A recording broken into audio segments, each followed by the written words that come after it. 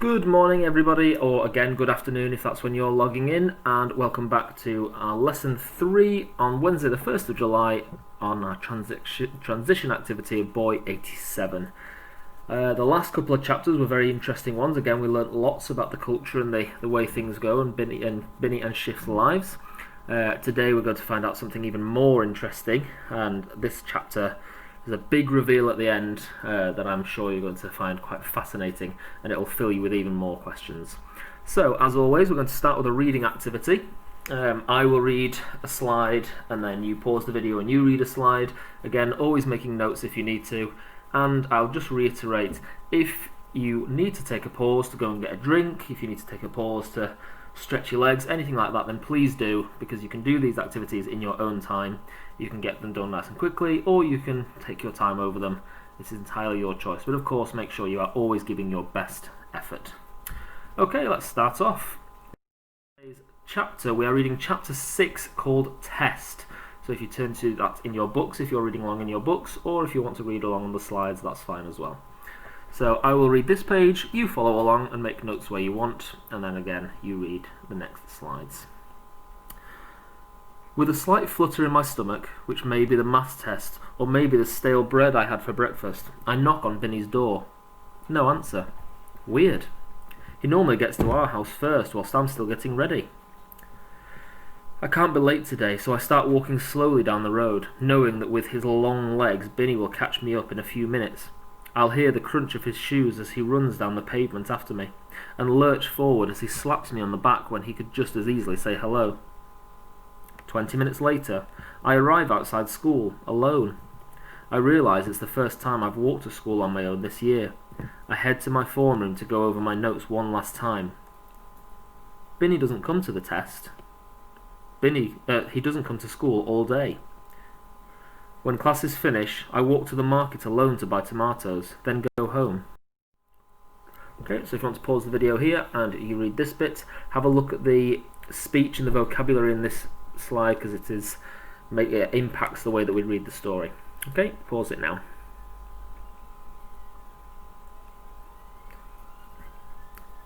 And welcome back. Okay, I'm just going to read that last line so that it links it nicely into the next slide.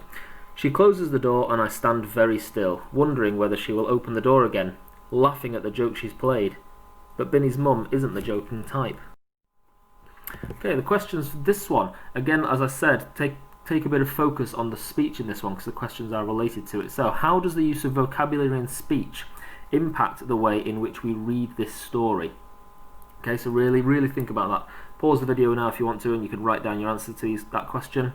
And your second question is, how does the use of vocabulary in speech impact the speed at which the story progresses? And then I'd like you to create a question of your own for this chapter. It's quite a short one, so that shouldn't be too difficult. Okay, pause the video and have a go at answering those questions. Okay, I look forward to hearing about how you've done, what answers you wrote for those. In the meantime, let's move on to the next chapter. Okay, for this chapter we have the word meteorite. A meteorite is sort of a large stone, or sometimes a very small stone, that's fallen from space and landed on Earth. They fly through space very fast, and the gravity of Earth pulls them in, and they land on our planet. That will make sense a little bit later on. And a white garby is a shawl. You can see a picture of that there on that lady there, a white garby. How's the test? Mum asks cheerfully when she walks in with Lem. I look up from my homework. I haven't really done any of it. I can't concentrate. It's like my brain doesn't come to life without Binny there to irritate me. It was mostly easy.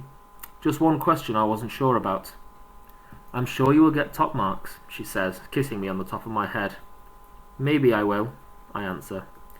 She looks at me quizzically. She doesn't like it when I'm not open with her, I realise. I eat dinner mechanically, not thinking about the food in front of me. I am able to think only of Binny's mother's words. Binny won't be coming to school anymore. This is a massive deal, yet she seemed unmoved, normal, like Mum saying, "Dinner is ready, please step over the meteorite which landed in the house, I haven't had a chance to sweep it up." We only have to complete this year, then go to military school for 2 years. Then we'll be free to apply to university, to study whatever we want. Everyone spends 2 years in military school, but Binny and I have moved up to school so quickly that we'll go early. Okay, and again, pause the video here and read this slide to yourself.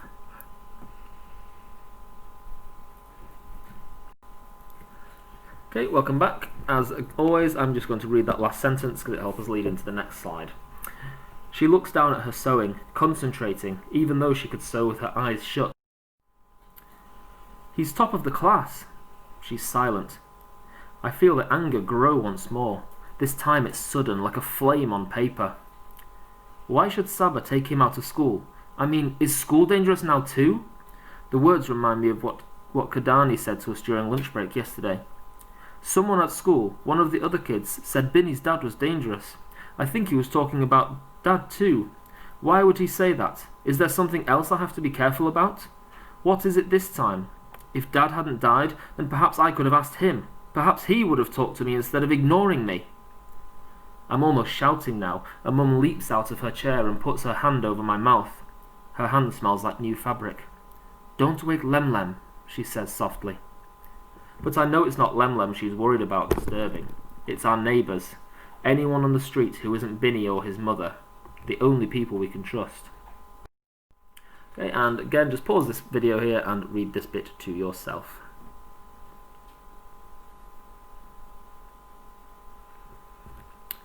Okay, just read that last line to you, see if you can take in the importance of it. She says, Shiv, your father isn't dead.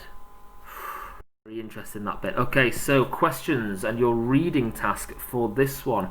We've done quite a bit of work in Year 6 looking at summarising things and writing a summary for a chapter or a summary for a book. This time we're going to do the exact same thing. This is your reading task. Using no more than 10 words, I want you to summarise this chapter, just the last chapter, and really try and give as much detail as you can without going into too much detail, as it were. A summary would look at the main events for that section. So here's a couple of questions you could ask yourself to help you write this summary. What is the key focus? Which words should/could we use? And when someone else reads your summary, they need to know what has happened so far, but they do not need every single little detail. So the task is, as I've said, using no more than 10 words, summarise this chapter. Really, really think carefully about what words and vocabulary you are going to use to help the person that reads your summary to understand.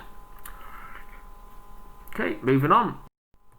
Our writing activity for today, we're looking at different sentence types and we're looking at conjunctions today. We've done quite a bit of work on conjunctions, both coordinating and subordinating conjunctions.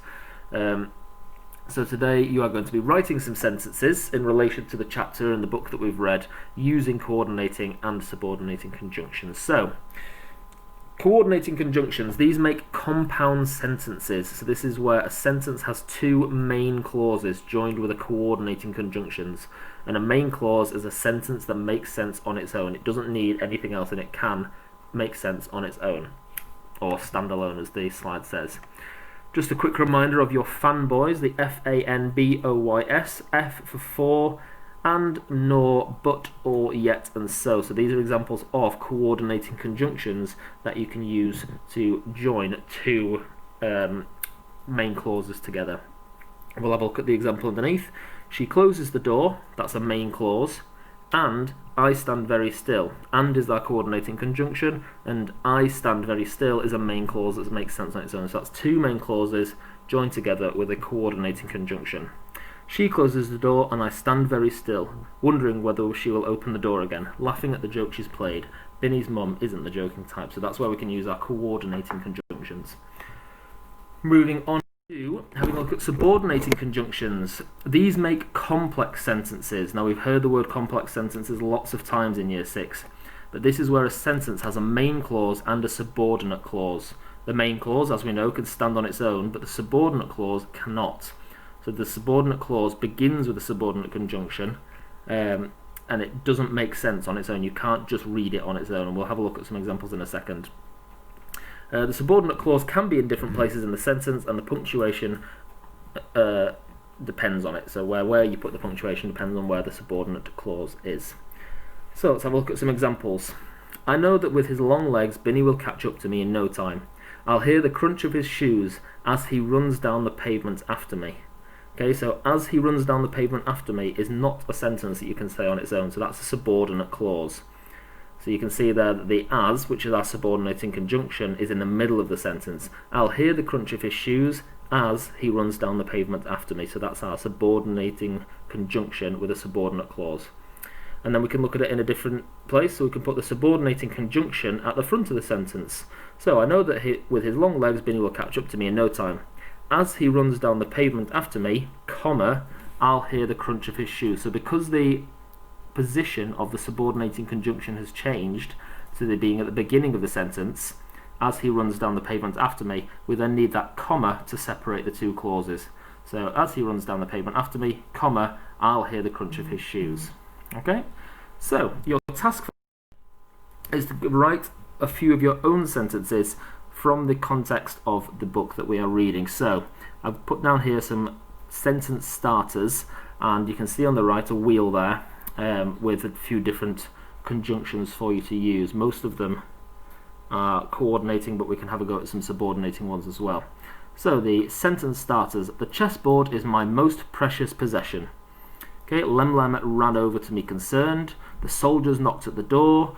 There was no one we could trust on the street. The soldier grabbed me by the arm. My voice sounds whispery and hoarse. Okay, so there's some words in there, and I've even put in a couple of sentences from the next few chapters, so you might be able to think about what could be coming. Okay, so your task today, and you will have a piece or a document in your pack that looks like this, with the instructions on how to do and what you need to do with your activity. I'll just read it for you now, just so you are aware. It says, "Happy Wednesday, everyone. I hope you are finding the work easy to follow and hope you are enjoying the book so far, because I know I am. For this writing activity, please create a variety of your own sentences using the sentence starters and either coordinating or subordinating conjunctions. If you have any questions, please do ask, and as always, if you can push yourself to have a go at writing and creating some of your own, then please do that as well." Okay, thank you again for tuning in, and I hope, as always, that I get to see you very soon.